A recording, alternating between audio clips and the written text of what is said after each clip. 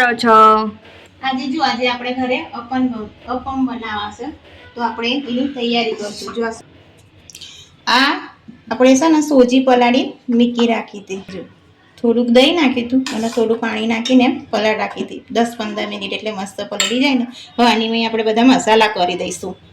જો પહેલાં તો આપણે છે ને સહેજ હળદર નાખી દઈશું, સહેજ મરચું નાખશું,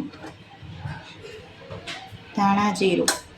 પછી આપણે જે આ ગ્રેવી બનાવી છે ને, ટામેટાં, ડુંગળી અને 3 મરચાં, એની આપણે પહેલેથી જ ગ્રેવી બનાવી રાખી હતી. એવી આની મેં આપણે નાખી દઈશું. પછી આપણે આ ધાણા નાખશું અને આપણે સ્વાદ પ્રમાણે મીઠું નાખી દઈશું. હવે બધું આપણે મિક્સ કરી લઈશું. પહેલાં બધું આપણે મિક્સ કરી દીધું. હવે આપણે ઘડીક વાર આને રવા દઈશું અને આપણે અપમ ઉતારવા ત્યારે આ રીતે જો આપણે આ સોડા નાખી દઈશું, ટાટા સોડા, અને આને એકદમ મિક્સ કરી દેવાનું. સારું આમાં તેલ લગાવી દેવાનું. પહેલાં જે આપણે ખીરું બનાવ્યું ને અપમ, એને આ રીતે મૂકી દેવાનું.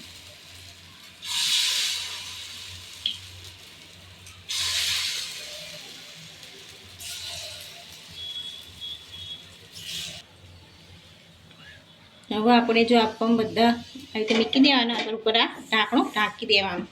આ 10 મિનિટ જેવું ધીમા તાપે આપણે ચડવા દેવાનું. આપણે દઈશું ધીમે પલટી નાખવાનું લેવાનું, એટલે એકદમ મસ્ત ક્રિસ્પી થાય. અને આ જે અપમ બનાવીને આપણા બાળકોના લંચમાં બી, ડબ્બામાં બી સવારમાં બનાવી અપાય. આ રીતે પછી બધાય ડીશમાં કાઢી લેવાના. અપમ તૈયાર થઈ ગયા અને સુસંગત અને લીલી ચટણી હંગાત ખાઈ શકાય છે. જો અમારી વિડીયો ગમતી હોય તો લાઈક, શેર અને સબસ્ક્રાઈબ કરતા રહેજો.